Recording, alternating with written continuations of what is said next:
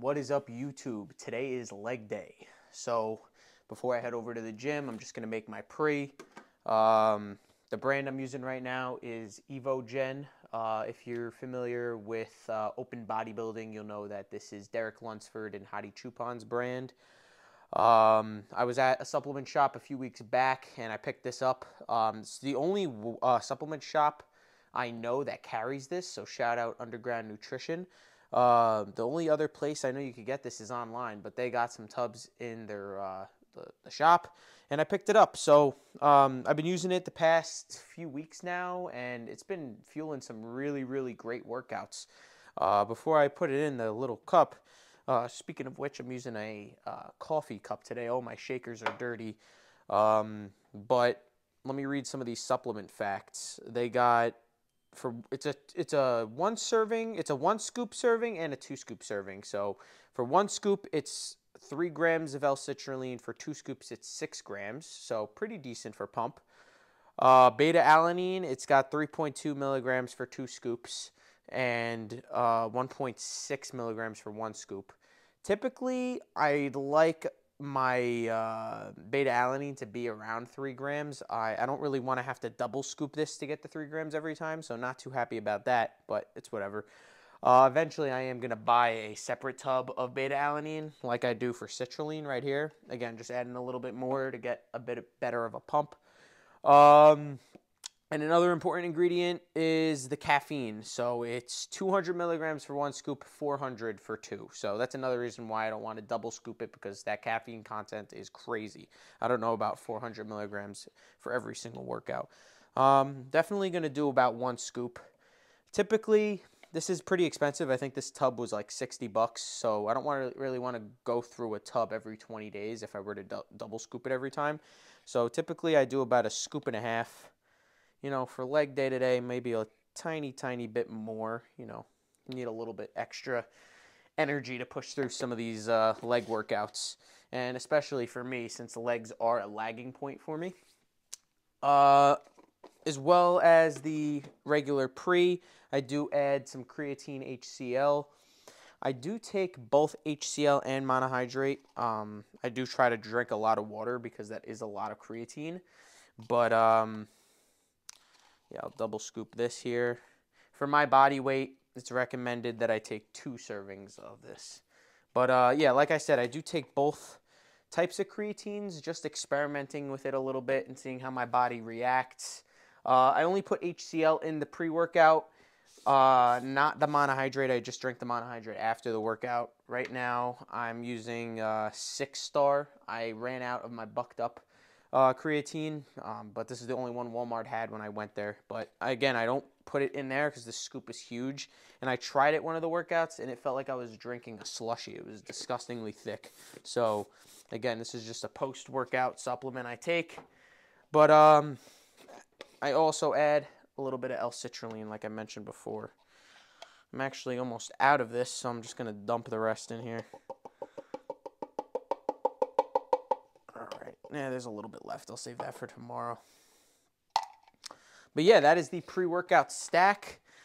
Just to show you all again, scoop and a half of the EvoGen pre, as well as 2 scoops of creatine HCl, and an extra scoop of L-citrulline, which is another 3 grams. So give or take, there's probably about 8 grams of L-citrulline in here, and probably about little over 300 for caffeine. But I'm going to shake this up and drink it, and then I'm going to head over to my home gym for once to go train some legs. I am pretty excited to train legs at my home gym just due to the awesome leg equipment that they have there. I'm probably going to start off with some hamstrings, open them up with some leg curls, and then finish off with some RDLs. And then for quads, I'm going to start with some leg extensions, just kind of get some blood in the quads, and then go into a heavy press. I'm thinking, again, anything can change when I get in there, but I'm thinking I'm going to do some work sets on Smith machine back squats today. And if that machine is taken, I will be doing some, because my home gym's only got 1 Smith machine. If that machine is taken, I'm just going to go crazy on some pendulum squats and then maybe some belt pit sharks later on in the workout. And then I kind of start my leg workouts are kind of like a big circle. I start with leg extensions, I go through all my pressings, and then I finish with leg extensions. So that should be the workout routine for today. Remember to drop a comment down below if you like when I put this number of sets and reps in each of the clips. Again, it doesn't really hurt me to do. It only takes me a few extra seconds. So if you guys want to keep seeing that, absolutely let me know. That way I keep putting them in. But I'm going to just drink this now, and I'm going to head over to the gym. So I will see you all for the first work set for hamstrings. Peace out. All right, what's going on, everybody? So I'm obviously not starting with hamstrings.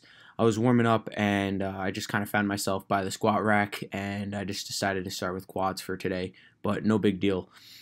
This is my top set of squats for today. I believe I got 275 on the bar, and this is a top set of, I believe, 10 reps or so. I am stepping on a 45-pound plate. Only my heels are on there, though, just allowing me to get a bit deeper. And the reason for that is with your heels being elevated, you have a bit more ankle mobility and a bit more hip mobility, so it just causes you to go a bit deeper. And for somebody like me with stiff hips, this definitely helps get down a bit more. Again, I'm keeping constant tension on the muscle the entire time, not stopping too long at the top. And as you see, I have the safety pins right at about a little bit lower than I'd typically go, but it's not too low to the point where it would hurt myself to kind of fail and drop the weight even lower. So again, use those safety pins. That way you could definitely push past failure or even reach total failure like I did right there. So like I said, that was my top set. Now this is my pump set. I dropped it to just 2 plates on each side. And now I'm going to go for as many reps as I possibly can. And I believe I got 12 to 15. Again, the top set was about 10 reps, and the pump set's just a few more reps. And as you can see, I'm keeping constant tension on the quads the entire time. Really don't want to stop for too long at the top. Just keep banging them out. This is the way that they're going to be pumped up with the most blood as possible. Again, back to my balloon analogy. When you pump up a balloon, you keep giving it air. When you're pumping up a muscle, you keep giving it blood. That's how you're going to make it grow. Again, quads are a big muscle, so the more it needs more volume to fill it up with blood. You know what I mean? So again, the bigger the balloon, the more air you need to pump it up. The bigger the muscle, like your quads or your back, the more volume it needs to be pumped up. So after back squats, I believe I did 4 total work sets there. I just kind of progressively dropped it as the sets went on and just increased the volume as the sets went on. But now moving over into some front squats. I just got a plate on each side. Again, still standing on the 45-pound plate to get a little bit more ankle and hip mobility. And these felt super duper nice today. The total number of squats for today came out to 6 sets, 4 back squats, and 2 front squats. It was definitely a big squat day for quads. I only did leg extensions after this, so with only 2 movements, I got an extremely effective leg day. I'm doing this voiceover 3 days after, and my legs are still super duper sore from this. So now moving over into leg extensions, I finished up with 5 sets over here. So came in at a total of 11 sets for quads today. These leg extensions felt super duper nice, and they were brutal. Going really, really slow like this absolutely kills your quads. Getting that full extension on the top and really holding it there to taking it down with like 3-second eccentrics. This felt super duper nice, and by like the 8th to 10th rep, I was completely fried.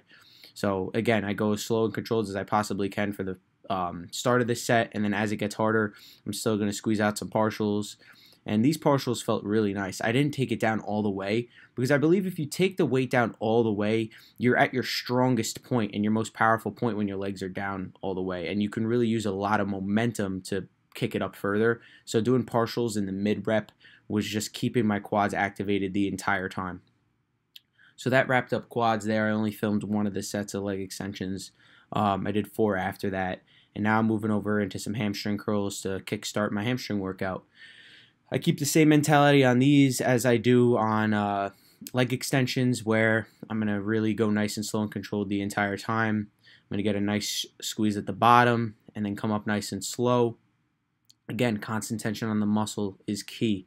You know, you want to give as much blood to the muscle as possible in about 45 seconds. You know, time under tension is very important as well. If your set is only about 15 seconds long, Depending on like how many reps you're doing, 15 seconds could be great if you're only doing one rep. But if you're doing like a full like 20 rep set, or even like a 12 rep set, 15 seconds isn't going to cut it. I typically like to keep the muscle under tension for at least 30 to 45 seconds. Now I'm using that little side spotter right there. I don't even know if that's what it's intended for, but it feels really, really nice to self-spot yourself on the hamstring curls. Now moving over into some RDLs. I guess this is my compound movement for today. These felt super duper nice. Upper back was still a bit sore from last back day, so I didn't go too heavy on the RDLs today. But again, RDLs is a movement that you don't really need to go too heavy on. You know, you just want to really feel a nice stretch at the bottom and then squeeze your glutes at the top. Another big way to grow your legs is by training your glutes. Hip thrusts are a great workout, and if you don't have the ability to do hip thrusts, you can absolutely do RDLs. These are a great movement for your glutes and hamstrings. I did 2 sets over here just due to my lower back feeling a little fatigued even from squats, but now I'm finishing off back at leg curls. When I'm doing leg curls, I don't like to curl the weight very aggressively. I think if you curl it really aggressive at the top, that's where you're your strongest, and you can build up a lot of momentum to take it all the way down. And when you, with all that momentum that's bringing it down, you're not going to be able to control it when it is down there, and it's just going to fly right back up. So curl it nice and slow the entire time, get a good squeeze at the bottom, and then come up slow. Again, I feel like there's a lot of times when you should go heavy and you really should be aggressive with some movements, but in terms of hamstrings, I feel like they're easily injured, and you should just really focus on going slow and controlled. I talk about that more in the post-workout talk, so definitely stay tuned for that. But I hope you all enjoyed the workout, and I will see you back in the car. Peace out.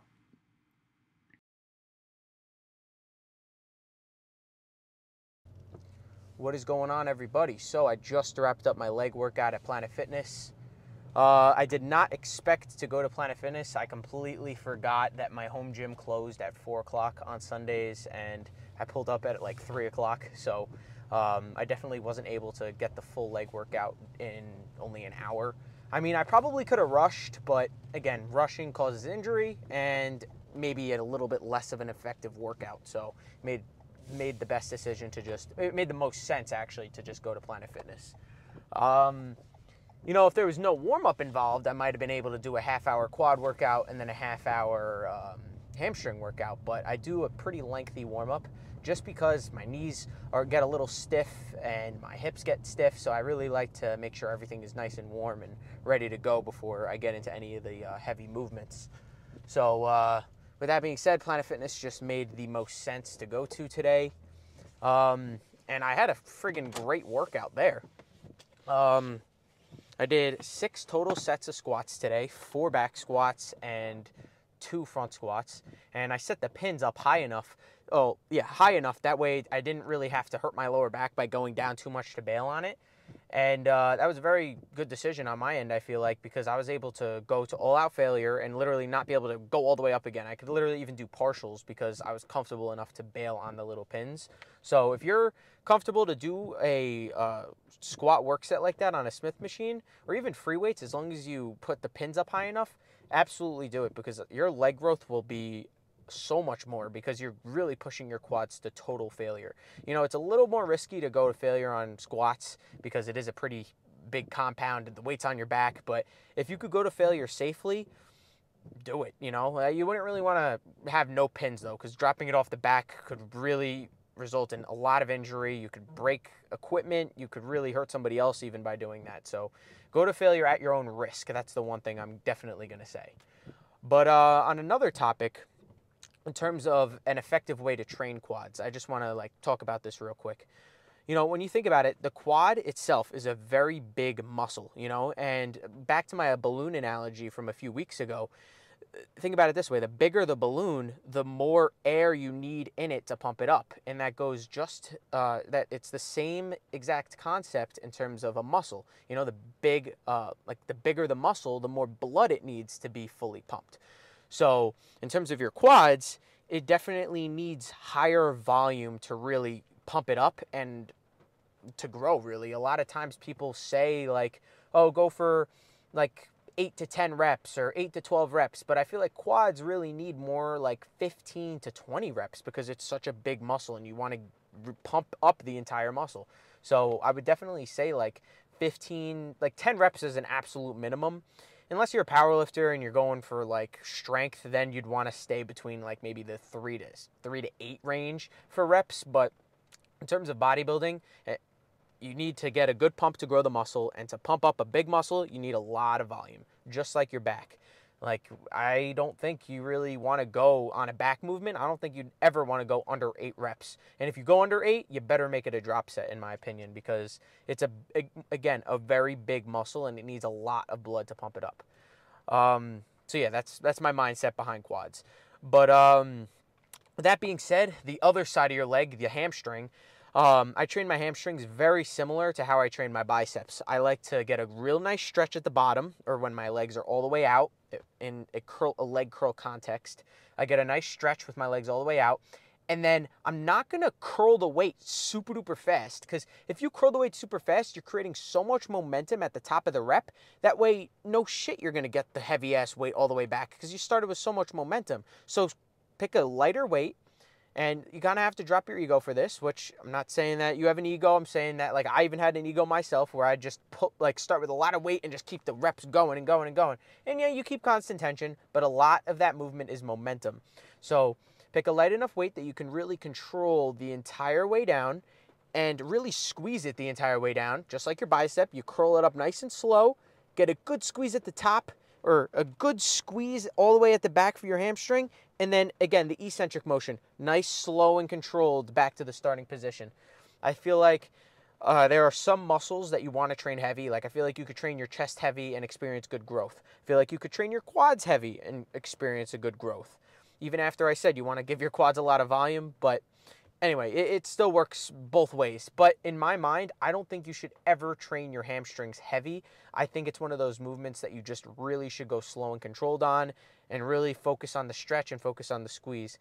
And another reason why you shouldn't go heavy on it is because it's a very easy muscle to tear. I feel like everybody, knock on wood, not everybody, but I feel like a lot of professional bodybuilders, powerlifters, they always end up having a hamstring issue.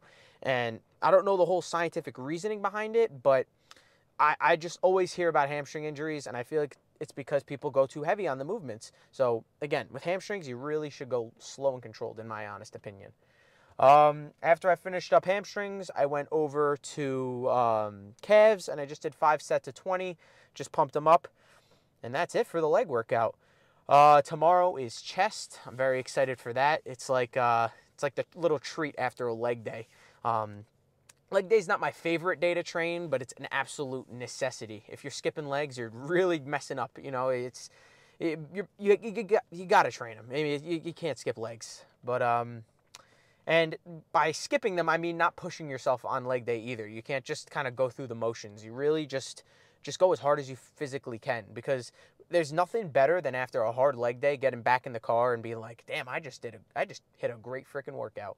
So remember that for next time. Again, it's all about the input that you put in. If you're complaining like, my legs aren't good, well, you're not training them hard enough. So again, the greater the input, the greater the outcome. So that means the more you're putting into it, the more you're going to get out. You know, even if you're plateauing even on legs and you feel like they're not growing anymore, or any muscle for that instance, push them harder. That's how they're going to grow. Like Dorian Yates said, muscle growth is an adaptation to a stress. So if you're giving your muscles this much stress every single time, give it this much stress, and I guarantee that they will grow 100%, because it's happened to me. There's so many times in the past I was like, oh, I'm plateauing. But the only way to break through that plateau is by changing it up, because your body gets used to certain movements and you got to switch it up. And I'm not an Olympian. I'm not a professional bodybuilder. I've been doing this for a while, and I kind of have an idea about certain things. So I hope you all can learn from me. I'd really love to be able to influence you guys in a really positive way. But that's really all I got for today. I got to go in and eat meal 3. It's really freaking late, and I'm really behind on my meals, so I'm going to be up pretty late tonight. But I hope you all enjoyed, and I'll see you tomorrow for some chest. Peace out.